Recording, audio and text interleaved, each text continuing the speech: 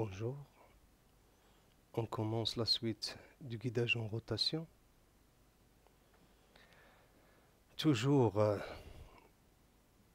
ce cours il est sur la plateforme Telmétis pour le soutien scolaire. Telmétis pour le soutien scolaire propose le cours du guidage en rotation, la partie 2 sur 3, dans la chaîne d'énergie, de transmettre l'énergie pour première et STE. Ce cours il est élaboré ou bien présenté par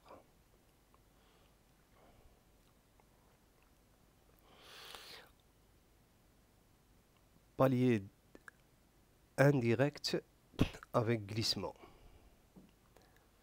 ou bien palier lisse, ou bien palier accoussiné. L'interposition de bagues de frottement consiste à être interposé un coussinet entre les pièces qui font l'objet d'un guidage en rotation, permet d'atteindre les performances bien supérieures à celles obtenues avec un contact direct entre surfaces. On trouve ici parmi les avantages offerts par les coussinets la réduction du coefficient de frottement, faciliter le mouvement de rotation et ou de translation, augmentation de la durée de vie, fonctionnement silencieux. Et à la fin, report de l'usure sur les bagues, ça veut dire sur les coussinets. Un coussinet est une bague normalement en bronze, où le bronze ça veut dire le cuivre plus l'étain, ou bien c'est un alliage de cuivre avec 4 à 22% d'étain. Les coussinets peuvent être à collerette ou bien non, montés serrés dans un alésage et glissant dans l'arbre dans le cas d'un guidage en rotation d'un arbre par rapport à un alésage fixe. Ou bien les coussinets montés serrés dans l'arbre et glissant dans l'alésage dans le cas d'un guidage en rotation d'un alésage par rapport à un arbre. Les bagues simples. Les bagues simples, si vous regardez ici, on a un coussinet simple, ça veut dire sans épaulement. Voilà les bagues épaulées ou bien les coussinets épaulés à ce niveau-là. Et d'après les hachures des deux bagues, les hachures indiquent la matière d'un alliage de cuivre. Remarque.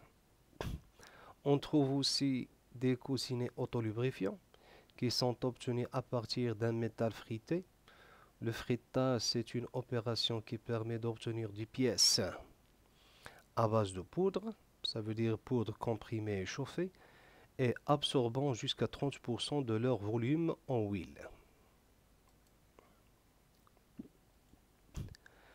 Ils sont imprégnés d'huile jusqu'à saturation ou chargés de lubrifiant solide comme le plomb. Sous l'effet de la rotation de l'arbre et de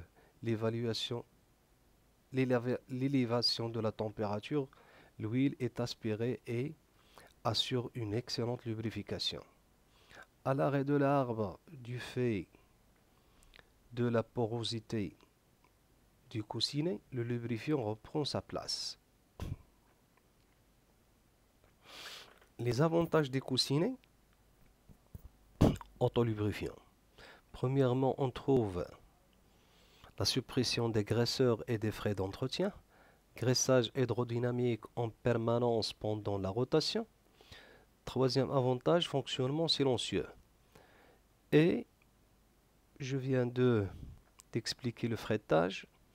Le fretage permet de réaliser des coussinets avec des tolérances serrées à des prix inférieurs à ceux obtenus en métal coulé ou bien décolleté.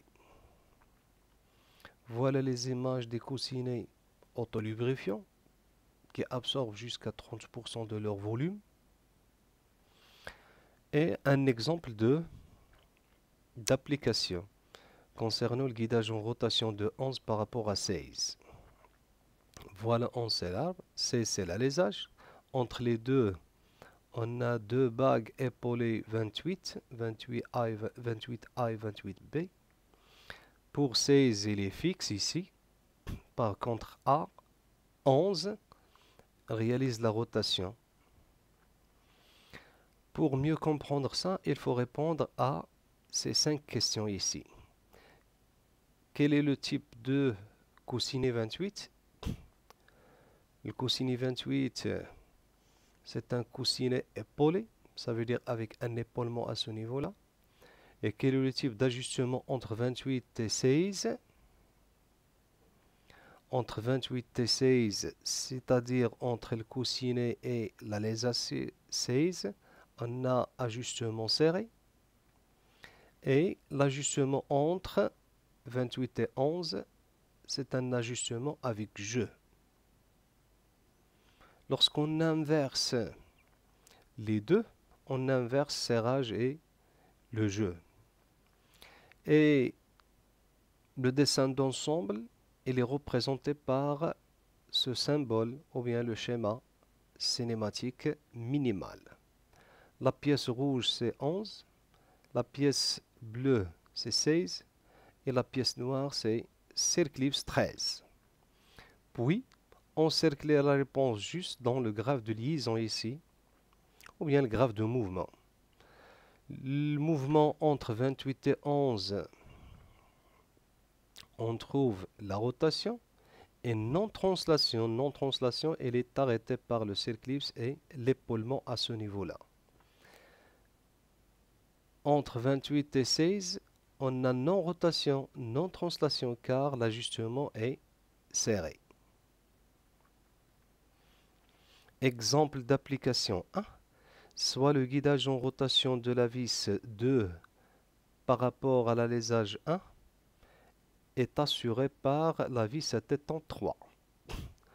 Voilà le dessin de ce petit montage. Le vis 2 ici, là où il y a une gorge, et la gorge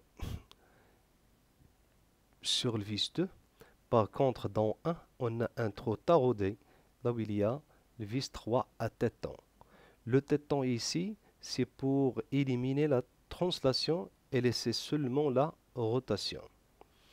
Normalement, compléter la phrase suivante de la liaison entre 2 et 1 est une liaison pivot.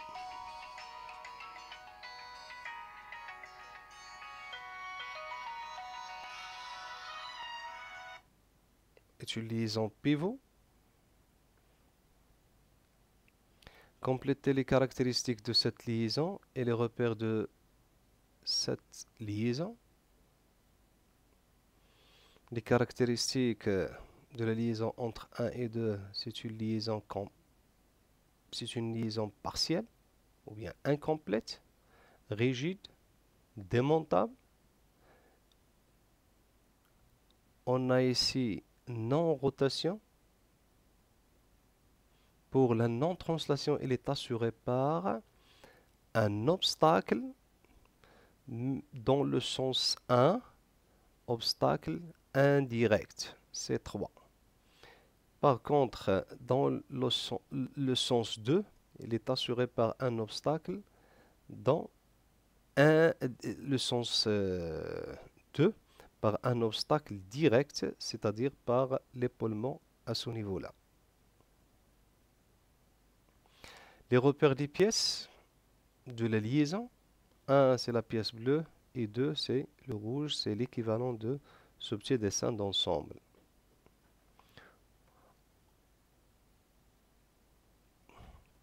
Application 2, soit le guidage en rotation de 3 par rapport à 1 est assuré par des bagues 5 et 5'. Voilà le dessin d'ensemble. La première question, identifier les repères des pièces 3, 4, 6, 7 et 10. Donnez le nom et la fonction de 5. Quel est le nom de la liaison 2 par rapport à 3 et 4 par rapport à 3? Indiquez le type d'ajustement E et F. Et C, compléter les caractéristiques de la liaison de 3 par rapport à 4. En commençant la réponse,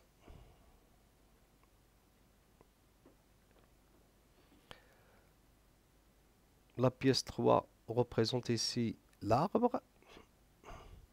La pièce 4, c'est l'alésage. La pièce 6, c'est une clavette parallèle. La pièce 7, c'est le clips ou bien anneau élastique. 10, joint plat. L'élément 5, c'est l'élément de cours. C'est un coussinet épaulé avec un épaulement ici. Et là, pour fonction d'assurer le guidage en rotation en réduisant le coefficient de frottement. Quel est le nom de la liaison? De 2 par rapport à 3. Voilà, 2, c'est une roue dentée. 3, c'est l'arbre. La liaison entre les deux, c'est une liaison fixe, assurée par la clavette 6 et la circlip 7. Par contre, la liaison de 3 par rapport à 4, c'est une liaison pivot, assurée par les coussinets. Les ajustements E et F, on a ici arbre tournant, automatiquement l'ajustement E avec jeu et l'ajustement F serrage. Les caractéristiques de la liaison 4 par rapport à 3 ou bien 3 par rapport à 4. C'est une liaison incomplète, rigide, démontable, par obstacle et indirect.